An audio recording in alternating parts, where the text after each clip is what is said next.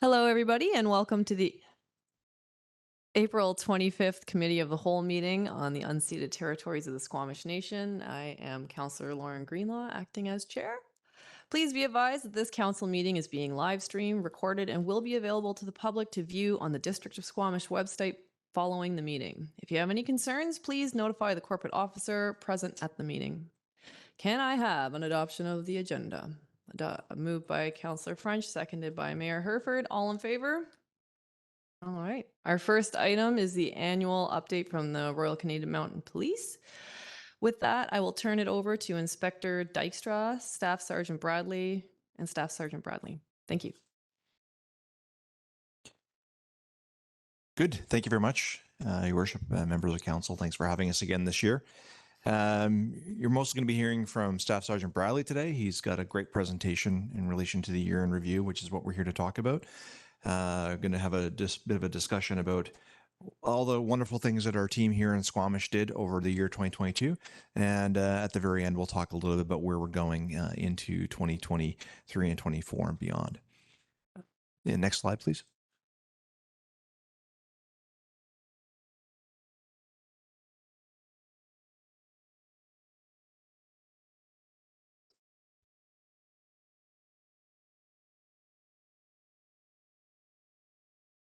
Maybe we have to do it locally here. Right on. Yeah. There we go. Okay. All right, there we go. Again, this is always nice to remind everybody with respect to the Sea to Sky Squamish. It's one part of the larger regional detachment, which is the Sea to Sky RCMP, which encompasses Whistler, Squamish, Pemberton, and Bowen Island, and in the provincial area around it. We call it a hybrid integrated detachment. By that, we mean that our policing services are being provided based on various contracts within the municipalities in the province. And so policing services themselves are dedicated in those particular areas, but then we have an integrated and horizontal management and oversight function, which encompasses corporate services and myself. Each of our individual areas like Bowen Island, Squamish, Whistler, and Pemberton, they have an operations commander, and the operations commander there is in charge of the operational component and the delivery of the services in that community. And for Squamish, that's Gareth here, who will talk a little bit about that. Given that introduction, I'm going to pass things over to Gareth, who's going to get into the details. All right. Thank you, Chair, Worship, Council members. Thank you for having us here today. Really appreciate it. I will do my own slides.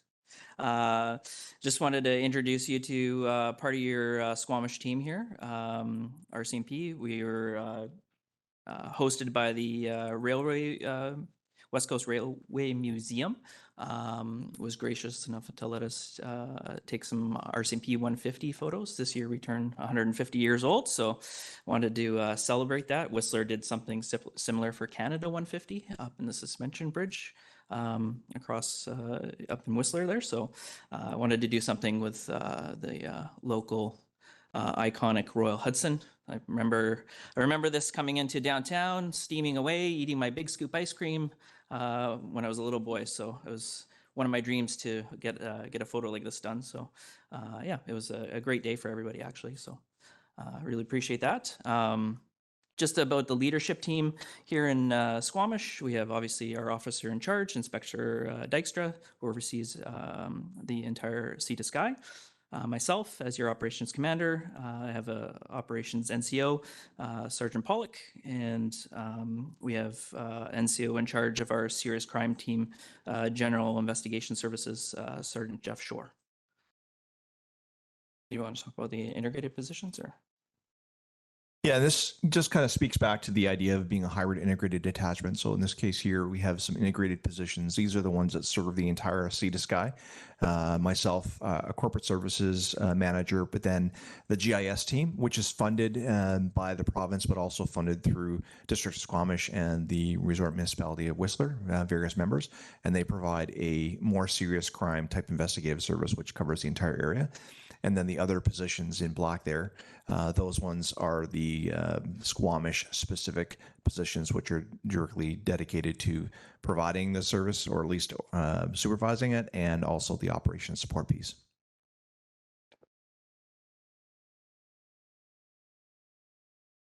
Oh, is it on? I'm on now. Great.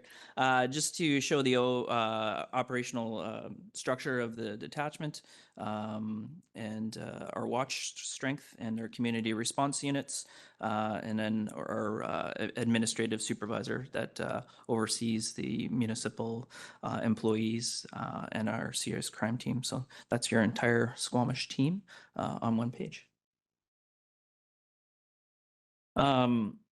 So I always get the time slot after lunch to talk about stats. So bear with me, folks. Stay with me though. I'll make it entertaining. I just want to say, like, overall 2022 seemed like a really a good year for policing. Started to get back into some normal day-to-day routines, going into different places that we couldn't do during COVID because things are shut down. It seems like a real rebound year. A lot of the stats will show that things have kind of decreased slightly. However, there's two categories on the mental health side and in impaired driving that have gone up significantly. So this slide's talking about property crime in Squamish, which overall the total property crime has decreased by 10% in 2022, which is fantastic.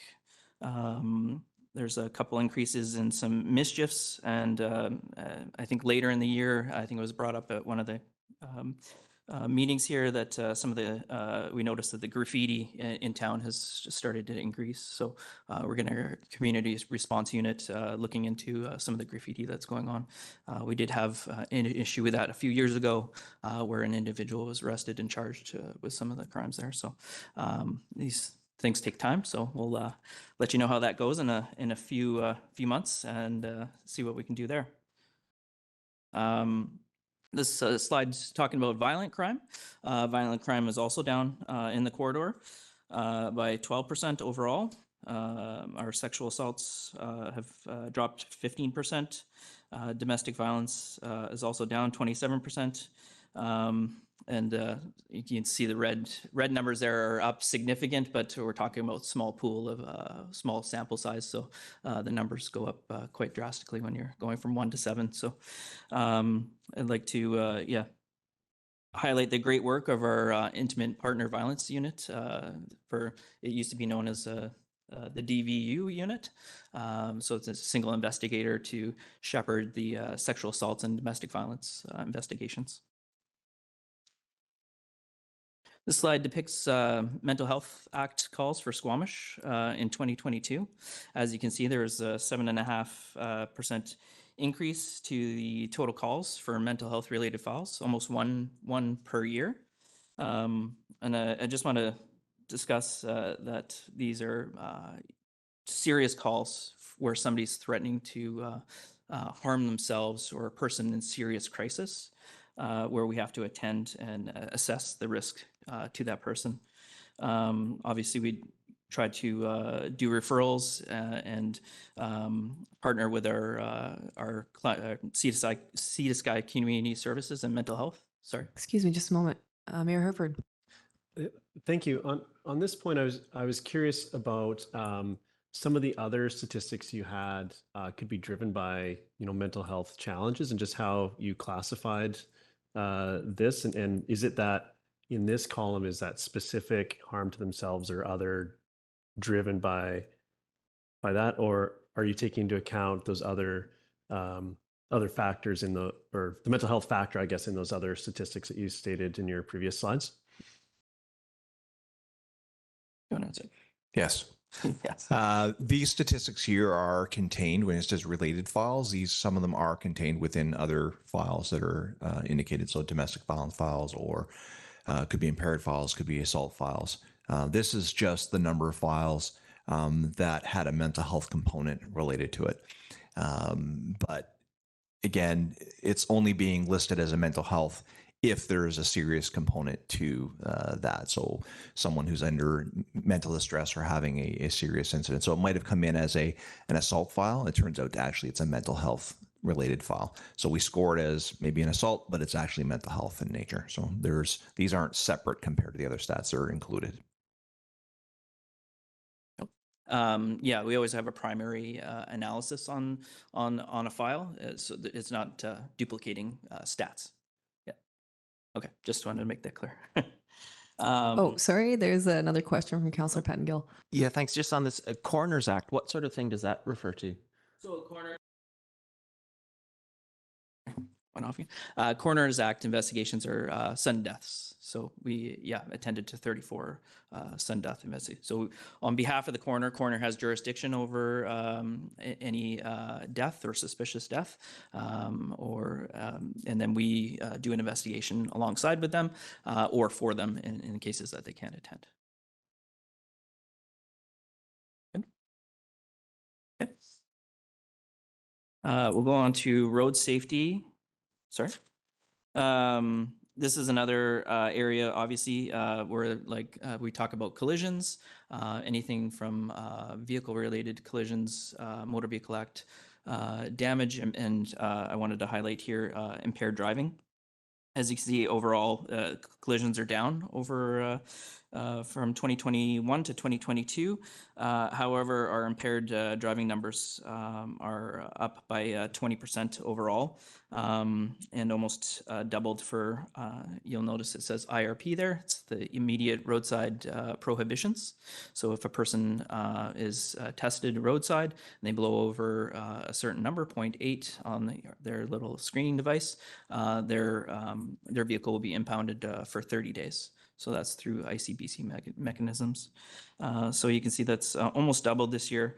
And unfortunately, that trend into first quarter of 2023 here has not slowed down. We've almost eclipsed that number from the entirety of 2022 in the first quarter of 2023. So we're I'll let you know how that goes at the end of the year, but we're well on our way. I think we have about 43 impaired driving charges under just that IRP section this quarter. Sorry, Mayor Herford. Thank you.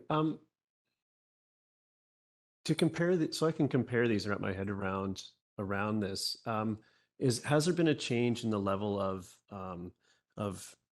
the resourcing or general effort in seeking these out as far as an impaired charge or the IRPs? It would seem to me that those would be directly related to how much was sort of uncovered, discovered, and so I think there's an additional layer there. Could you add some? Could you sort of fill that gap for me? Definitely, I can put some context to that. Our membership is fairly junior, so we have to have a certain amount of training, whether or not to get to be trained on a device, to be trained on an instrument, to be trained on an investigation, to do those things. We recently in January and at the end of the year started to put a focus on training those folks that are new coming out or new to the province on those techniques. So that could be one reason for the increase. It's just they're out patrolling proactively since our calls for service overall are down, and they're putting a focus on that. Just going to jump in for 1 second related to the statistics. It's interesting because when you're looking at the numbers, they seem to tell a story, but a lot of things are missing when you just look at the numbers themselves.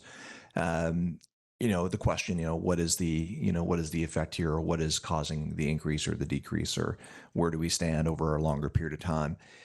I think the impaired one is a bit of a significant number. Even though our members are out there doing regular patrols and our calls for service are down, that means technically they should be out on the road a little bit more. The increase there is a bit more significant. It just means that we're catching more people than we were before. We might be on the road a little bit more, but more of those stops that are being conducted are resulting in findings like this. And I think some of this is leftover, or we'll call hangover, from COVID, where a lot of people were actually increasing their alcohol activity. That's the best guess. More people just seem to be more comfortable drinking and driving these days. So this is going to be a bit of a focus. But the important thing here is to look at these numbers just in the context of what they are. This is year over year. We are capturing these statistics. I think we mentioned last year we're going to be capturing them on a regular basis consistently. So this is the second year of consistent data.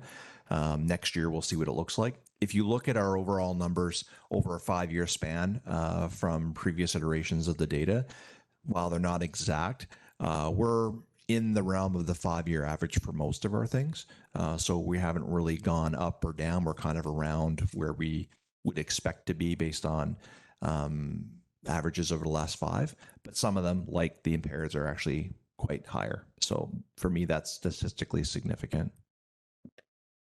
Great. Thank you, sir. And then this last slide here is just other calls for service, kind of like a catch-all for intoxicated people, missing persons, abandoned 911s. As you can see from the green categories all there, everybody's down quite a bit. I would like to just point out false alarms. Those are anything from business related false alarms to residential, which is a fairly significant portion. 358 files is still a lot if you times that by about half an hour for each file, give or take, depending on the complexity. But, it's quite a lot of, it's about 120 hours manpower to go to. Majority of them are business related. So, I'll kind of leave it at that. Cannabis Act and cannabis control is all quite down. We're not enforcing that anymore, obviously. So I'm not sure. It's in there. Yeah, I mean, obviously with the cannabis legislation, our focus on cannabis is down. If we get information or evidence that supports a charge underneath the provincial act, then we move forward on it. But it's just less of an issue these days than it was in the past, and I'm not sure people are really that worried about it. We're moving through decriminalization right now as well, which we've had conversations about, and what the implications could be and what the impacts could be for that. We'll wait and see, and maybe we'll have some stats on this. I know we're collecting stats right now for next year, which will indicate the number of interactions we're having people in a decriminalization context.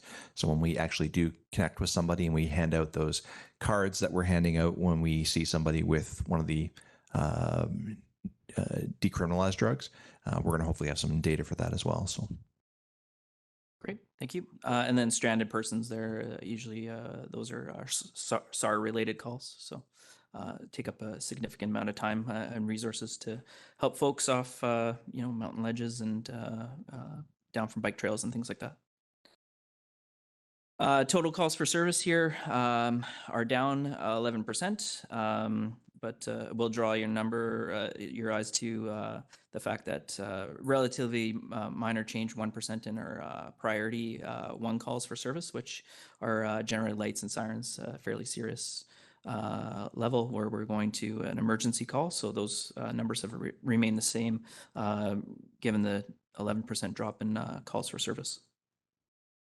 I was having a little fun in our archives here with our 150 anniversary coming along there. I don't know if you guys can see that or not. That's the old Squamish Times. I see a smile over here from Mr. French. So this is actually from 1974, these newspaper clippings. We have Staff Sergeant Bloxam. I don't know if anybody is around that remember. Okay, we get a couple nods at the table. This is during Police Week, so they did a little bit of an article on in the paper there. Folks out shaking hands, visiting greeters, in the article it's like on Saturday they will be winding up Police Week, a foot patrol downtown. 4 regular RCMP constables and 2 auxiliaries will be taking part and greeting people on the street that they meet. So not really much has changed. It's good. We're still doing that this summer. It was good to see some of the history, and I think the middle photo there where they're taking the fingerprints is in the old fire hall building that has now been taken down. See some more nods in the back there. Anyway, it was a good little roll down history lane here, and it was good to read these articles. I thought I'd share. So just wanted to touch on some of the significant investigations that we had this year. There's some high-profile fatalities on the roadways. 3 were on the highway, and of course, 1 was downtown. We're all familiar with a lot of these investigations, especially the downtown one, are held with their serious crime and still under investigation. We also had several members that were injured on duty as doing part of their investigations. I review a lot of the occupational health and safety forms that come in from my members, and they've you don't really see that, or we don't really talk about that. Members being punched or kicked or spat on. Some of them had death threats uttered towards them, and recently some folks have been bitten. So it's part of the job, what we sign up for to do our job, but that's kind of a side that we don't generally see. There's two significant files from last year. One member was during the Grand Fondo, there was an impaired driver that was heading up the bike lane where all the cyclists were. So the cyclists were having to peel off out of the way of this vehicle, and members rushed up and were able to stop the car and tried to get the male out of the driver's seat. He's clearly intoxicated, but then the male punched the gas and decided to go, and the member got caught up in the vehicle, so they were dragged about 20 or 30 feet down the roadway, had to go to hospital after that. So the male was eventually stopped and charges are pending for that, thankfully. And then another one of our members was trying to arrest a male that had gone through the Sea to Sky Trail and had just decided to randomly bear spray a couple folks. And in doing that, trying to take that gentleman into custody, they were bear sprayed in the face. So I'm not sure if you guys have experienced bear spray. It's pretty traumatic for the face and the eyes. But he was able to fight through that and take that gentleman into custody, and charges are also pending for that. I would like to recognize the members who attended the regimental funeral for Constable Shailene Yang in Burnaby, who was tragically killed in the line of duty. We sent a contingent down to represent the Sea to Sky there. Another significant file, Squamish members assisted in stopping a vehicle. Last year there was a double shooting murder up in Whistler. Some of you might not know, the Squamish members were alerted to a specific vehicle to be on the lookout for. One of our members was alert to that and was able to stop that vehicle, and they were able to take those occupants of that vehicle into custody, and 2 males were charged the next day for first-degree murder, which I think was one of the quickest first-degree murder charges I had had in a while. So it was kudos for those. I think the members received some recognition for that as well. Yep, they did, and we're actually the member here that was involved in that's been recommended for commendation at the CO's level, at the commanding officer. So whether that gets granted or not is another matter. It's up for those folks to decide. But it was pretty. It doesn't sound like much to say that he stopped a car full of people and watched them, thinking that they might be. But I mean, this member was not knowing if these people still had the guns in the car, what was their behavior, was there going to be an issue? And so, 4 or 5 people in the car, and he's by himself. That was pretty brave what he did, and it's key reason why we ended up getting him into custody. So it was that was a Squamish member. And I just wanted to reference, this is actually the picture you can see up there with the firearms. Our serious crime team conducted an investigation into a local residence that was broken into.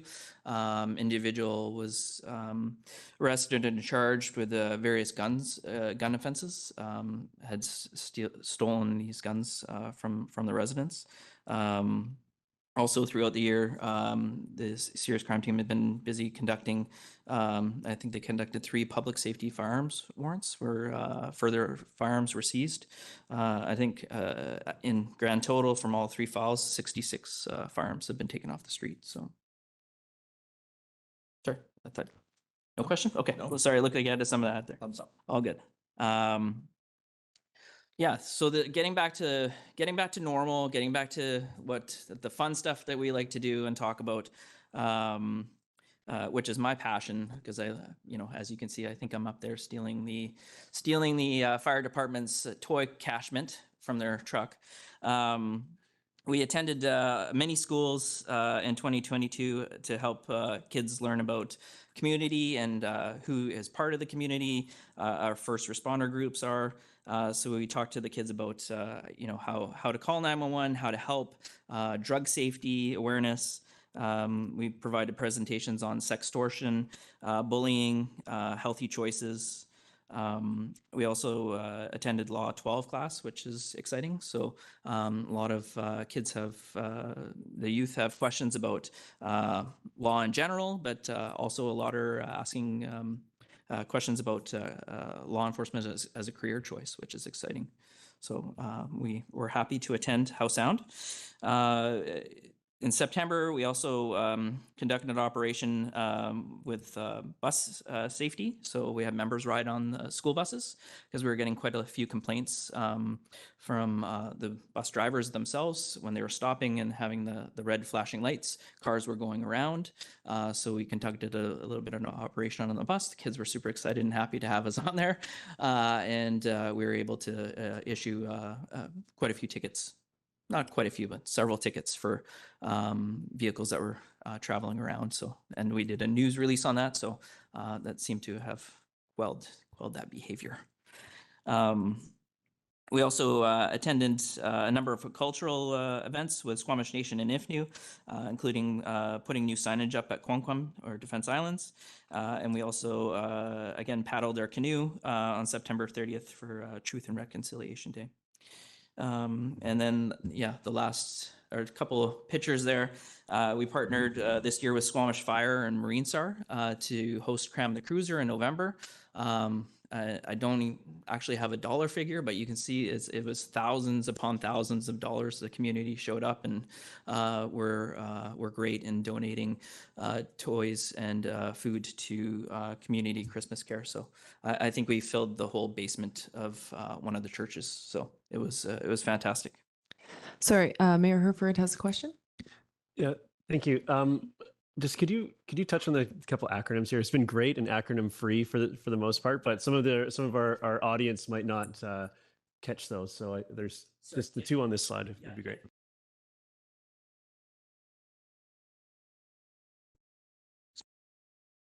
Okay, green light, good. IFNU is Integrated First Nations Unit. So we have our one member up here who's up in one of those slides there, Constable Kelly Dean, who's great. And MSAR is the other one. That's Marine Search and Rescue. Thank you. I tried. Yeah.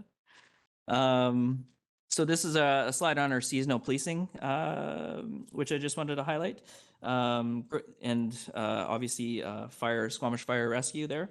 I just wanted to highlight the great working relationship we have with our first responder groups, especially Squamish Fire. We worked together on a number of major fires this year, including a fatal apartment fire at one of the local apartment buildings. There was probably about 75 residents that had to be evacuated from that building.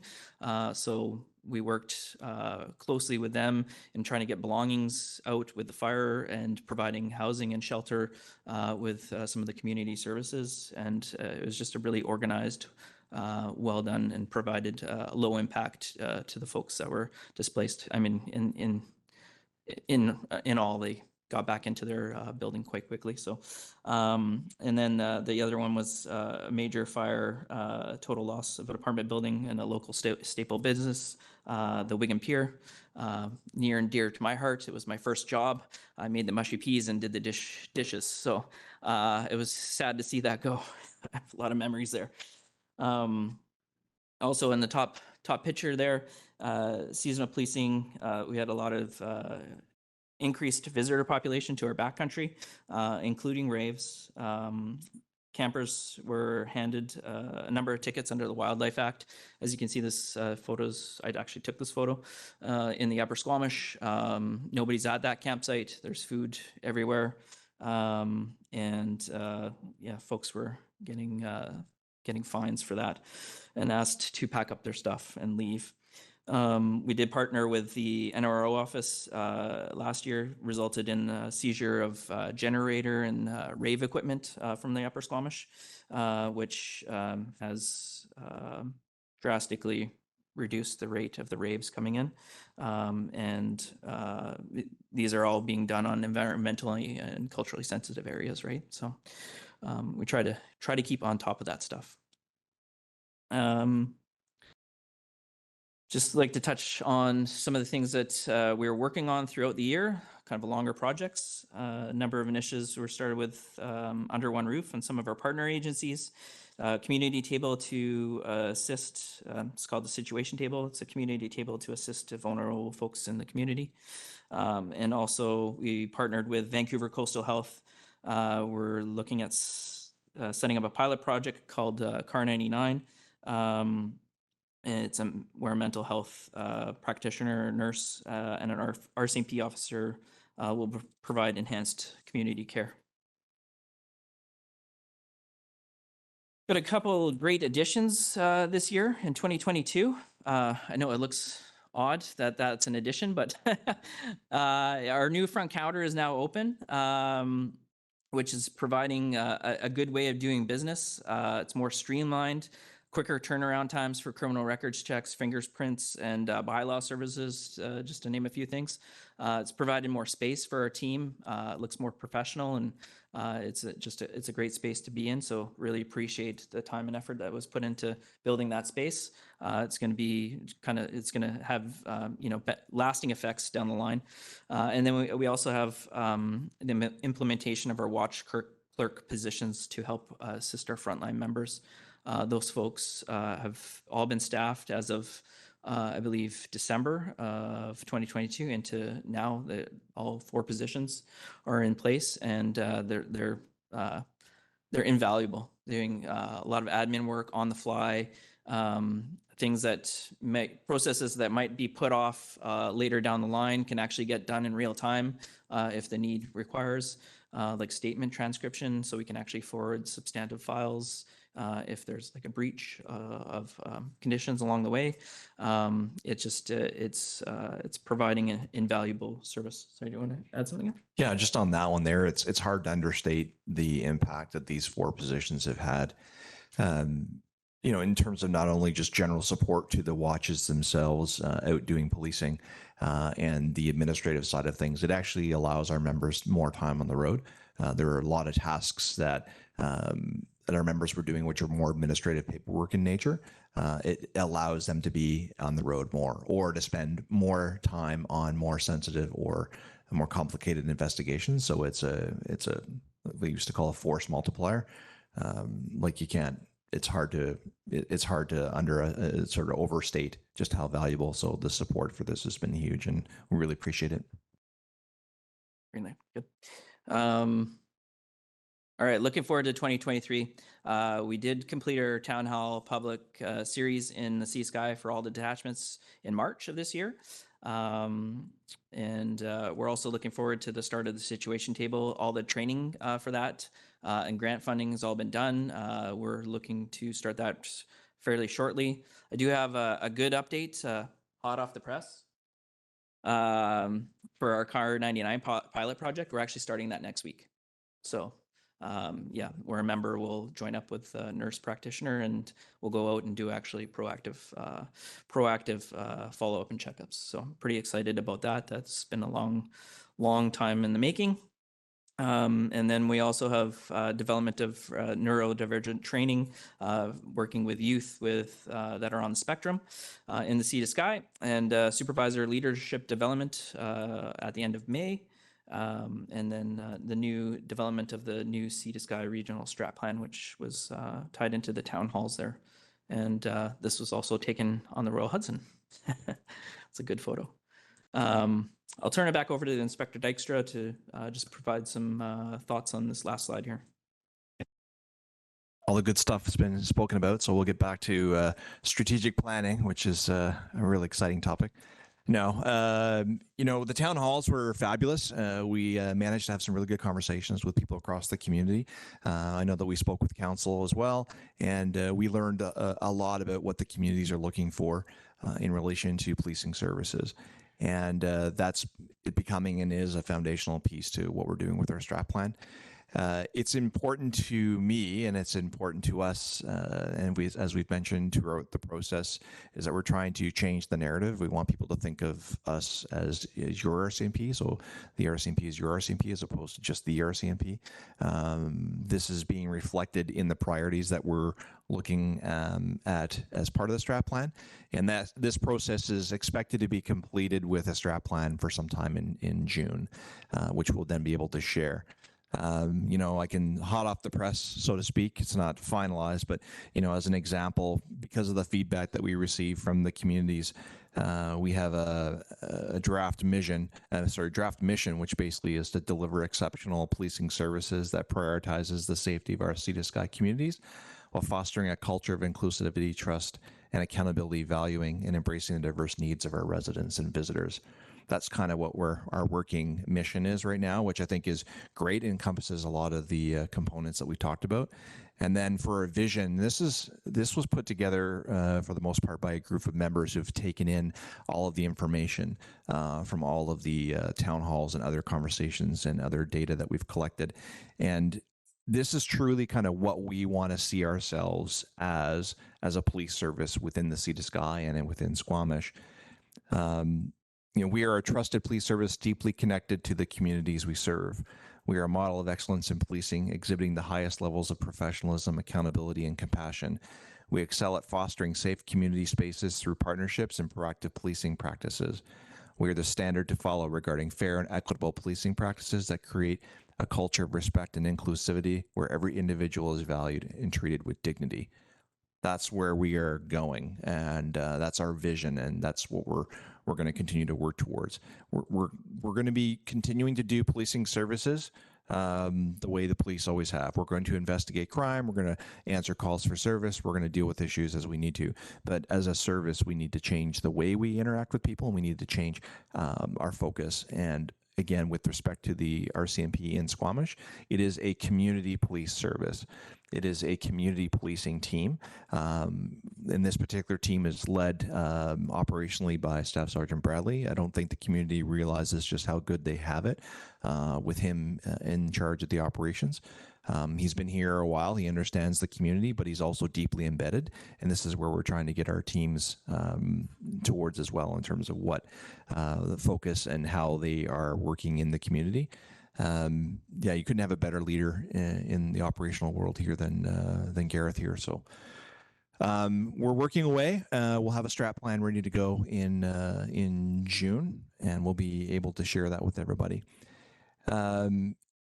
This has been a bit of a process, but we're excited to see it come to fruition because it's going to be the basis in which we do business over the next several years. And that's really all. I'm just really super proud of the team we have in Squamish. It's super strong. Obviously, we have work to do. Resources are always a challenge. It would be remiss if I didn't note that. Even with calls for service being down, it comes down to being able to deliver the quality service that I think the community wants and needs from the police. And so we're going to continue to work with the team here to work on making sure we have what we need to provide the best service.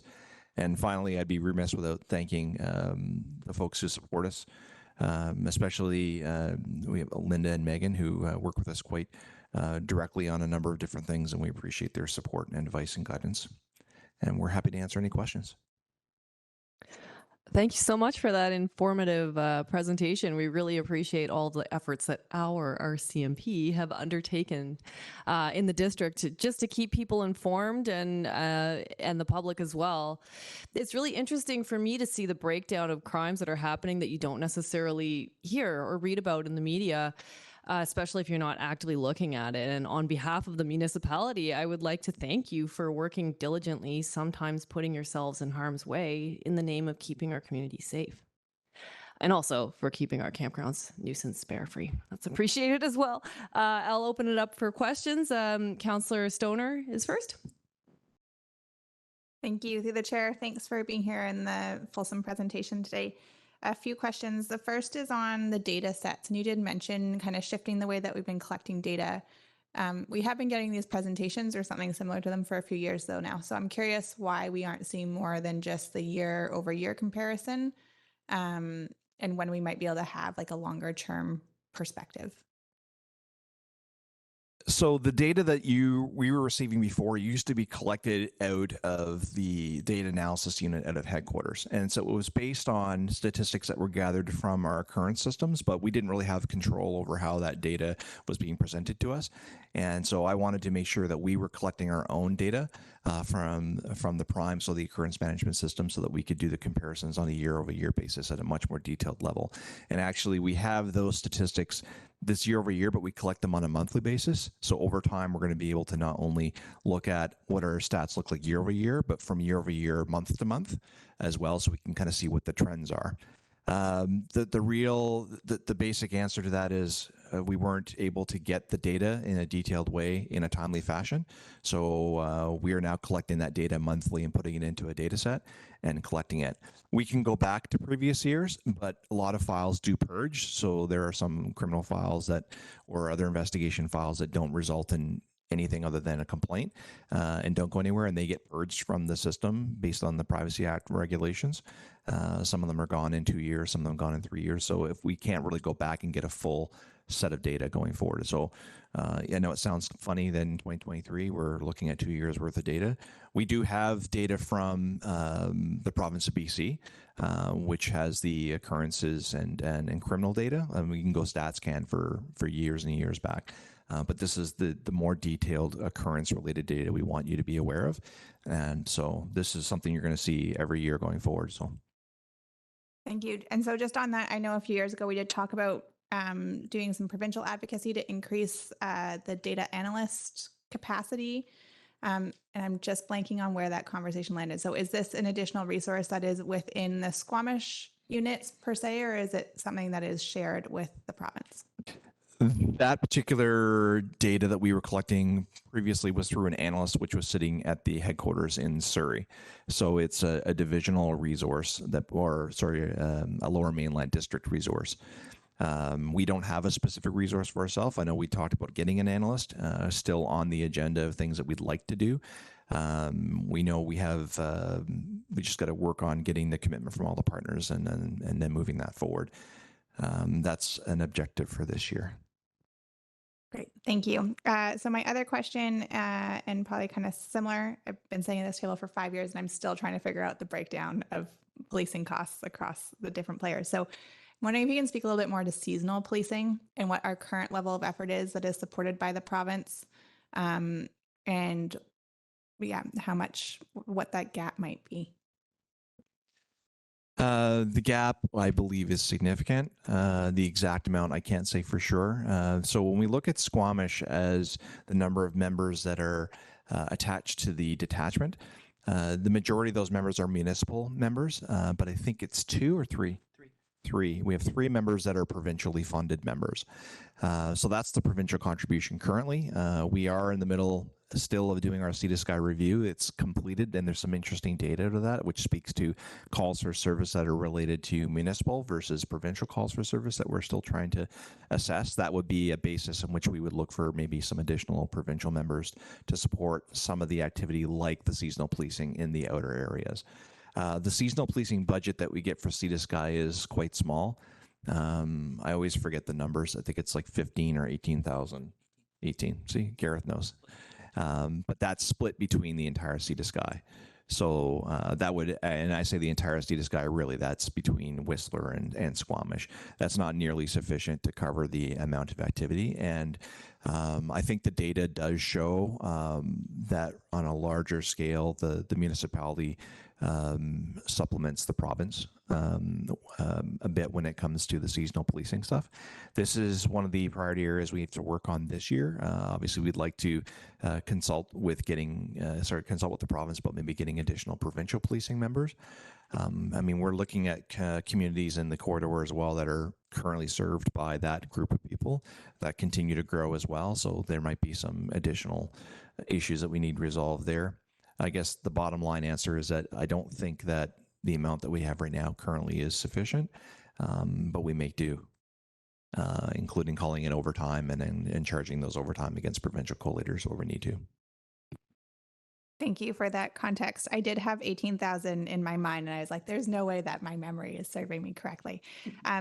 I do believe that you provide a similar presentation at the Squamish Regional District Board, and I hope that we can bring that up at that table as well, because that's definitely a regional issue. I know the folks north of Pemberton are also dealing with it. So I look forward to that further conversation at a regional level. My third question is around the decriminalization piece, and you touched on it really briefly, but I am just curious to hear some of your thoughts. We're a few months in, what some of the challenges are, the impacts, if you're feeling any, and then also maybe this is a question for Ms. Latimer, but some of the interaction or intersection with bylaw enforcement, and if we're seeing any impacts there, especially in terms of enforcement in public spaces like parks. I'm just going to jump in real quick, and then I'm going to pass it over.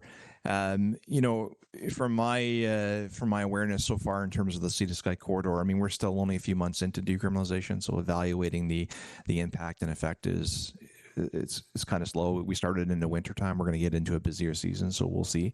I know up in Whistler, which is not Squamish, but up in Whistler, we're seeing an increase in the amount of open use of certain drugs like cocaine, but unlike other areas of the province that are suffering from significant issues related to opioid overdoses and deaths, we don't have the same degree of that happening in the Sea to Sky.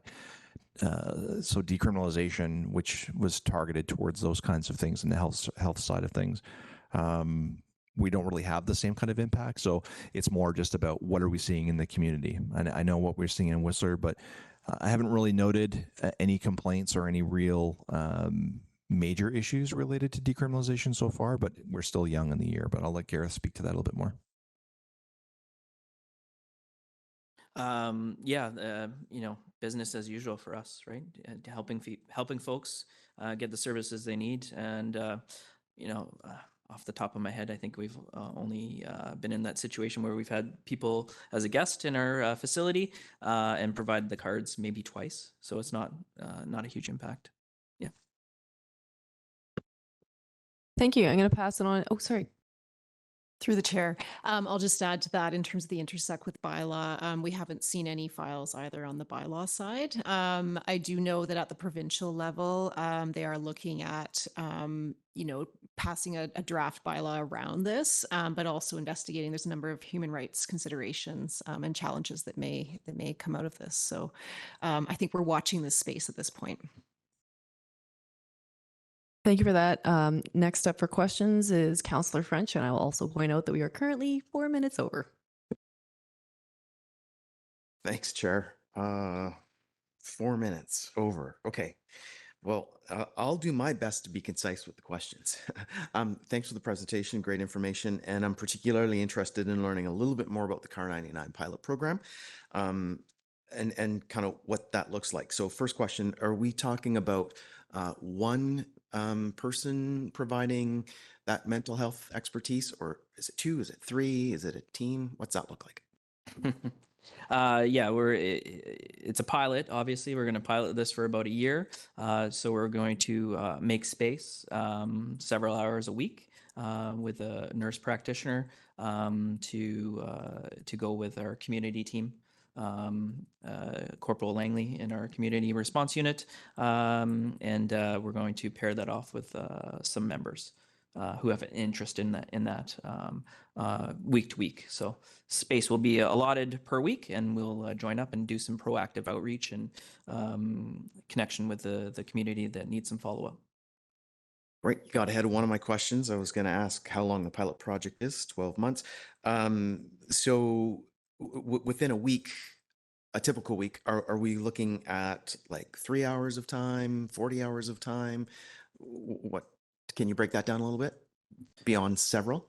Yeah, 4 hours, 4 to 6 will be slotted for the day. I just don't know how long it's going to, how much follow up there might be a need for more. So we'll assess that fairly quickly as we're starting next week. So we'll start with 4 hours a week to provide that proactive outreach, and then depending on caseloads, as I mentioned, we ourselves are experiencing 1 file a day. I can only imagine what the actual clinicians are seeing. So we will expand it or keep it the same as it goes. We'll reevaluate. Great. Thanks, Chair. Thank you. And Councillor Pettengill.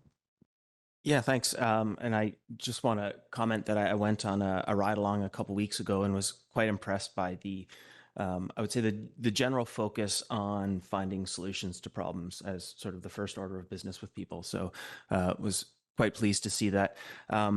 Now, my sense, though, is that there's and I'm sort of curious if this is an accurate sense or not, but that there's a relatively high level of churn in general duty members, probably tied to affordability. And I'm just wondering if that's accurate, or if you can speak to that. The answer in short is yes. In the lower mainland area, and in particular, we're looking at Whistler and Squamish just because of the cost of housing, both from a rental and from an ownership perspective. It's getting more challenging to bring members in. It's a reality. It's a cost of living thing, and members, they make a good salary, but it's expensive to get into the market, especially when your rent is, as a new member, your rent is basically half of your pay. We're doing okay right now. We're hoping that we're going to find some innovative solutions to provide some form of coverage for members that are coming in that are new. We do have some arrangements in Whistler, for example, where we have housing. We've recently we came up with a Whistler Sports Legacy. We worked with them to get some housing for our Whistler members, which is under market, which is good. We have some ideas about how we can support some of our members that have to commute back and forth between Surrey because they couldn't afford to buy here, but still do the 12-hour day shift plus the hour on either side. So for working 14 hours just to try to make it more safe for them. Housing is expensive for everybody right now, and we're not immune to that. Thank you. Are there any further questions? Well, thank you so much again for keeping us all informed, and of course for all you do in our community. We really appreciate it. Mayor Herford. I was going to move termination. All right, moved by Mayor Herford, seconded by, I'll give it to Councillor Stoner. Okay, all in favor? Thank you so much for joining us today. Meeting terminated. Not meeting terminated, moving to motion to okay, thank you.